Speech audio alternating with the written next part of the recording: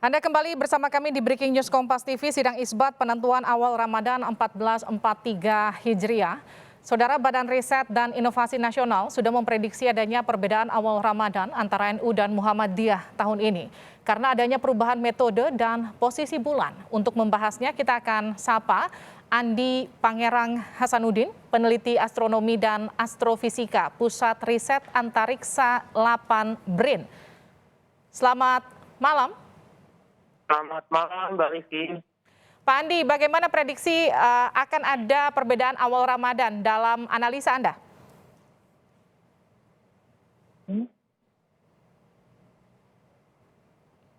Pak Andi?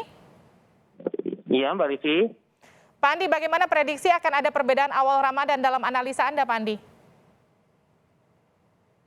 Mohon maaf, bisa diulang? Pak Andi, Anda dengar suara saya? Iya, jelas. Ya, bagaimana prediksi bahwa akan ada perbedaan awal Ramadan dalam analisa Anda? Oh, perbedaan awal bulan. Nah, itu memang kami dari BRIN menggunakan kriteria Mabims yang baru dengan ketinggian 3 derajat dan elongasi 6,4 derajat.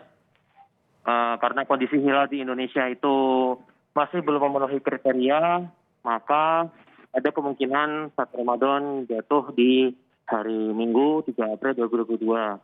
Nah, akan tetapi bagi kelompok ormas yang lain seperti Muhammadiyah yang sudah menetapkan dalam tarjih itu karena ketinggian hilal di Indonesia sudah positif, maka 1 Ramadan akan jatuh pada hari Sabtu besok 2 April 2022.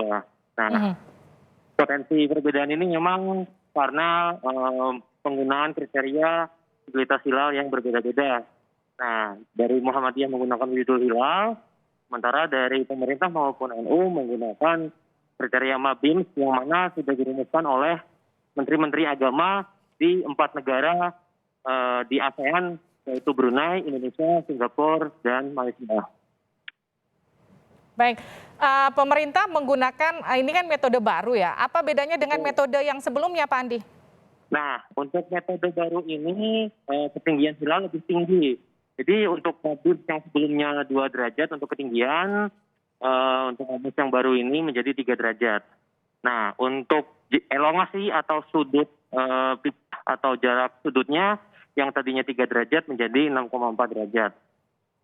Oke, ini baru tahun ini ya, berarti ya diganti ya?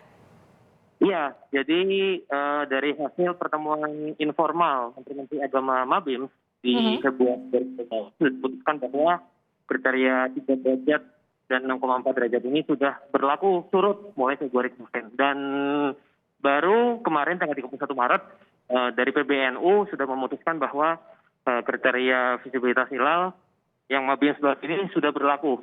Sehingga kriteria yang lama, Mabims lama tidak digunakan kembali. Baik, Pak Andi, ini kan berarti hanya standar ukurannya saja yang berubah, alatnya tidak berubah?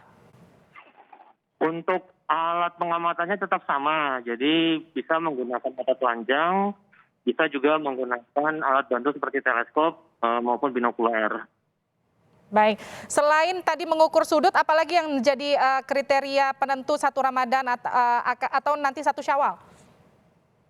Ya, sama. Jadi kriterianya tetap menggunakan kriteria Mabims baru untuk ketinggian hilal di atas ufuk itu minimal 3 derajat dan jarak sudut atau sudut pisah antara bulan dengan matahari sebesar 6,4 derajat. Baik, Pak Andi, selain tadi Anda katakan ini adalah hasil kesepakatan sejumlah negara, apalagi alasan dasar kenapa ini harus diganti atau disesuaikan? Alasan utamanya adalah sebenarnya dari cahaya hilal yang kurang kontras terhadap latar belakang langit dan karena cahaya senja atau syafaq itu lebih terang pada saat ketinggian hilalnya lebih rendah, maka kriteria ini harus dinaikkan menjadi yang tadinya 2 menjadi 3 derajat. Seperti itu. Baik. Apakah artinya ketika 1 Ramadan itu bergeser, 1 Syawal juga otomatis akan bergeser? Nah, untuk 1 Syawal nanti menunggu pengamatan hilal di Sabang, karena di kota Sabang sendiri elongasi atau jarak sudut antara bulan dengan matahari hampir mencapai 6,4 derajat, hampir tidak melebihi 6,4 derajat. Nah, 6,4 derajatnya ini ada di Kepulauan Andaman dan Nicobar di India. Nah, itu kalau ternyata nanti di Pulau Sabang nanti terlihat hilal di Syawal, otomatis kita semua di Indonesia akan merayakan Idul Fitri di tanggal yang sama, yaitu hari Senin 2 Mei. Senin 2 Mei, kalau Terlihat, kalau tidak ya berarti mundur 1 hari di hari Selasa, tanggal 3 Mei. Oke, tadi yang kemudian kembali lagi ke metode pengamatan yang baru. Kalau di pengamatan ini kan ada sekitar 100 titik ya untuk mengamati hilal. Apakah ini juga kemudian berubah? Untuk titik pengamatan tetap sama. Jadi tidak ada pengaruh antara lokasi pengamatan. Yang berubah hanya nilai ketinggian dan elongasinya saja. Jadi tempatnya tetap sama, tapi untuk nilai ketinggian dan elongasinya akan berbeda. Baik, artinya ketika standarnya naik untuk penentuan satu Ramadan juga akan jadi lebih mudah ditentukan begitu? Sebenarnya bisa lebih mudah ditentukan. Nah, kembali lagi apakah kita bisa menyepakati bersama? Nah, kita masih menunggu hasil sidang isbat yang sedang berlangsung saat ini. Baik, terima kasih telah bergabung bersama Breaking News Kompas TV, Andi Pangerang Hasanuddin, peneliti astronomi dan astrofisika 8 dan juga BRIN. Saudara